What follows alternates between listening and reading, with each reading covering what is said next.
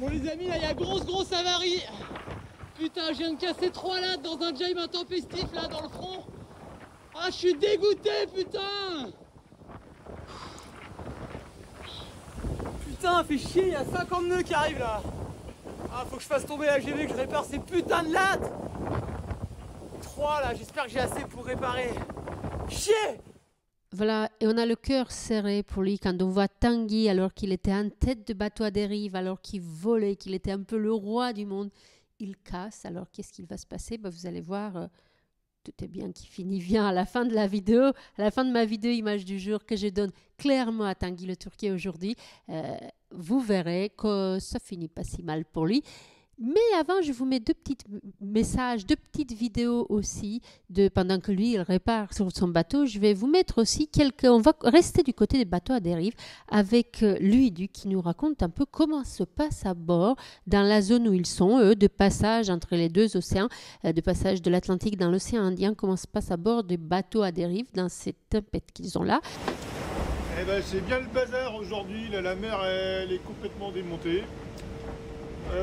Encore quelques heures à faire le shaker, c'est quand même vachement plus sympa d'être dehors que d'être à l'intérieur dans cette boîte en carbone. Manque un peu de fenêtre ici quand même, hein. Donc voilà, c'est un peu le carnage quand même dans le bateau. À chaque fois qu'il y a un énorme coup de gîte, il y a quand même la poubelle tout à l'heure qui a explosé, il y en a partout.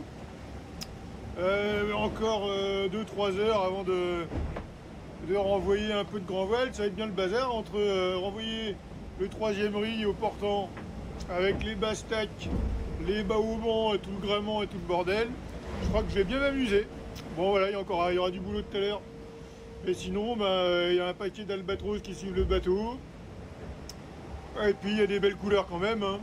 Vaut mieux être dehors qu'à l'intérieur en fait.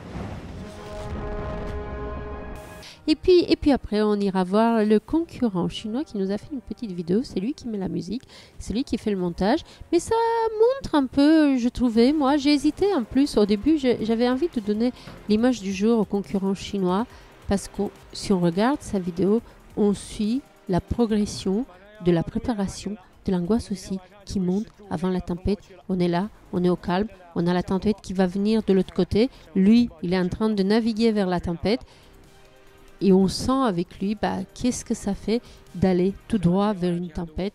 Alors qu'on sait, en temps normal, les gens évitent les tempêtes, mais dans le Vendée Globe, comme dans les courses en général, on ne peut pas toujours éviter la tempête parce qu'il faut quand même y aller. Donc j'ai trouvé très belle aussi cette montée en puissance, cette préparation. Puis allez, je me tais, je suis trop bavarde encore, on se quitte. L'image du jour, finalement, je la donne à Tanguy le Turquet. On va à la suite de son aventure du jour.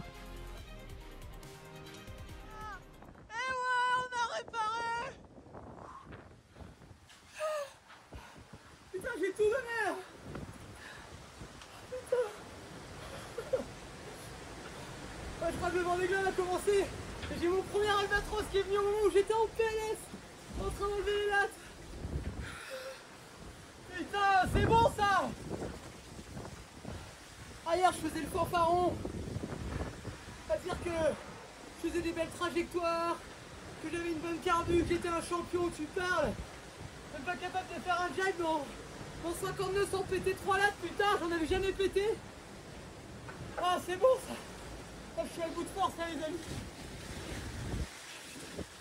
Ah, j'ai cru que la grand voile elle était foutue, que j'avais déchiré le gréement. Mais... Ah, je suis content là. Ah, j'ai tout donné là.